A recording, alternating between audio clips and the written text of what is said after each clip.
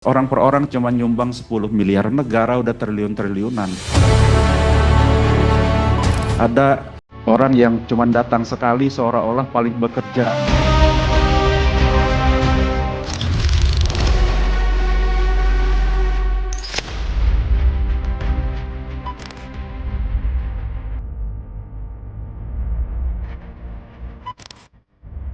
Edi Patwijaya menjadi sorotan setelah pernyataannya dalam rapat kerja Komisi 1 DPR dengan Menteri Komunikasi dan Digital. Dalam rapat tersebut, Edi Pat menyinggung pihak yang datang ke wilayah bencana dan dianggap seolah-olah paling bekerja. Ia membandingkan bantuan pemerintah yang disebutnya mencapai triliunan rupiah dengan donasi warga yang hanya 10 miliar rupiah. Edi Pat juga meminta Komdigi lebih aktif mengamplifikasi informasi kinerja pemerintah agar tidak kalah viral dibanding konten di media sosial, yang menurutnya sering menampilkan narasi seolah negara tidak hadir. Ada orang yang cuma datang sekali seolah-olah paling bekerja di Aceh. Padahal negara udah hadir dari awal. Ada orang baru datang, baru bikin satu posko, ngomong pemerintah ndak ada. Padahal pemerintah udah bikin ratusan posko di sana. Orang per orang cuma nyumbang 10 miliar, negara udah triliun-triliunan.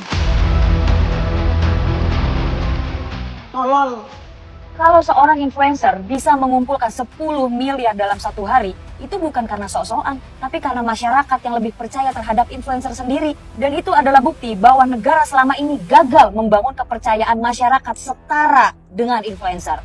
Kepada Bapak DPR yang terhormat, seharusnya statement tersebut tidak keluar dari mulut Bapak. Perasaan ya, influencer-influencer yang turun terjun langsung ke lokasi banjir longsor itu, gak ada tuh memprovokasi menjelek-jelekan pemerintahan, gak ada. Mereka datang berdonasi, ngobrol, duduk bersama para korban, langsung kirim bantuan, kirim makan, udah Pak. Gak ada tuh memprovokasi rakyat, gak ada tuh memprovokasi tentang menjelek-jelekan pemerintah. Kenapa Bapak begitu Pak? Lalu menurut Bapak, negara uangnya dari siapa kalau bukan dari rakyat Pak? Kalau rakyat bisa mengumpulkan uang negara sebanyak APBN hari ini Pak, gimana masalah 10 miliar?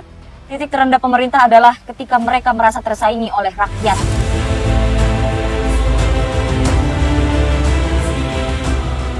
Jadi yang kira-kira yang seperti itu Bu, mohon jadi atensi dan dikembangkan sama Komdigi untuk menjadi informasi publik yang sehingga publik itu tahu kinerja pemerintah itu sudah ada dan memang sudah hebat.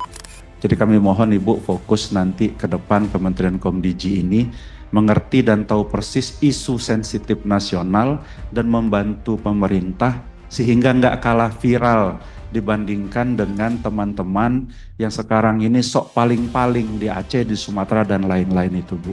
Pakai bilang Ferry Irwandi yang paling-paling. Lagian pemerintah ngucurin dana triliunan rupiah itu duit masyarakat juga, duit pajak. Jadi kalau pemerintah ngucurin dana buat korban bencana di Sumatera Aceh, ya itu udah kewajibannya. Ferry Irwandi live stream galang donasi itu bukan kewajibannya. Masa kayak gitu aja nggak bisa bedain?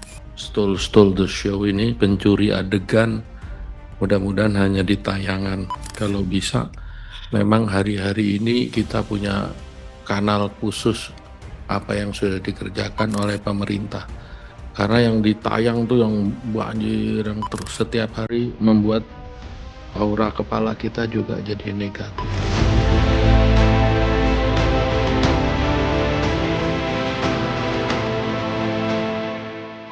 Meski tidak secara eksplisit menyebut nama Ferry, Edi Pat menyindir ada pihak-pihak yang ingin disebut paling kerja di titik bencana.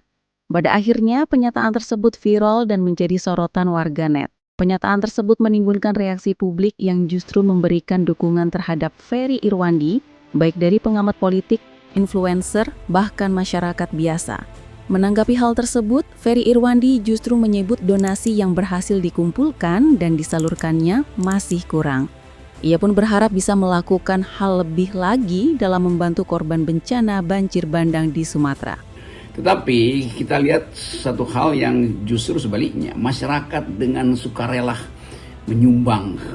Saudara Ferry Irwandi dalam waktu dengan cara saksama dalam tempo singkat-singkatnya miliaran rupiah masuk. Itu penanda bahwa kemanusiaan yang adil dan beradab tetap ada dalam masyarakat sipil.